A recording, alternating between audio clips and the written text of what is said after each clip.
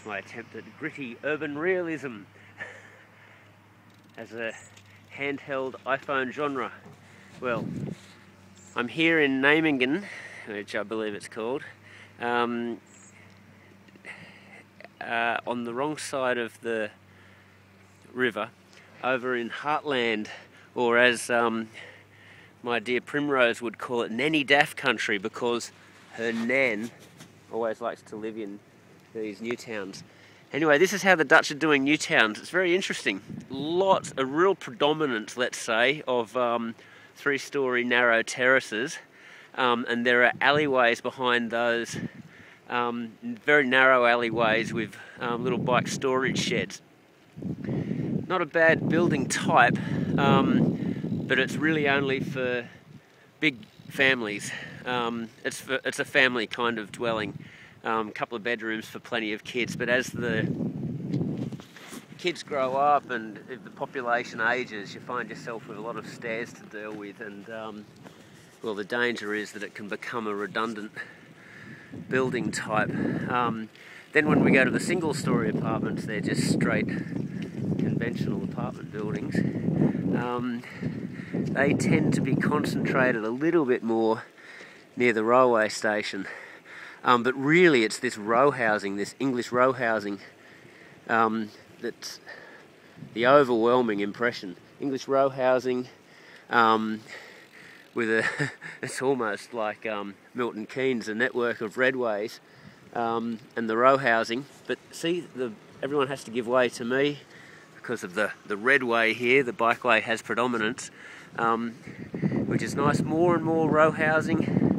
You get different architects doing it in different styles, but there's only so many different ways you can cut it.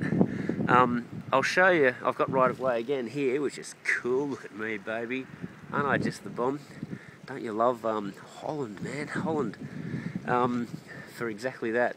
Over there in the distance you can see these bike sheds that I'm talking about. Some of the bike infrastructure hasn't actually been finished up. You get a lot of surface parking, let's just say ample surface parking, because it's parallel 90-degree parking like that. It means that there's at least one per apartment. Some people parking bikes out the front of their houses right next to the kitchens, which is the obvious thing to do when you bring your groceries home, and you can look at the bike from the kitchen window, so that works pretty well. I'm not sure whether you want to leave it there overnight. Beautiful little networks of parks and waterways in behind everything, so a real, I have to call it an English style new town, but here in Holland and with much better attention to the bikes. Now let me just show you, to finish off, one of these little alleys with the bike sheds. Here we go, down in here.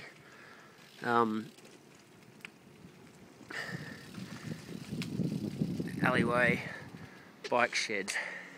I don't know, it doesn't really put bikes on a pedestal. That's my problem.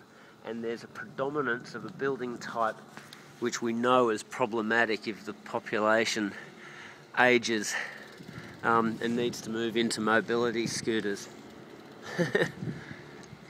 So, you know, ultimately what you get is you get oldies having to move out of their family home and move into another place, and people living with a lot of stairs. Not the end of the world, but again, as an architect, I always think we can do better.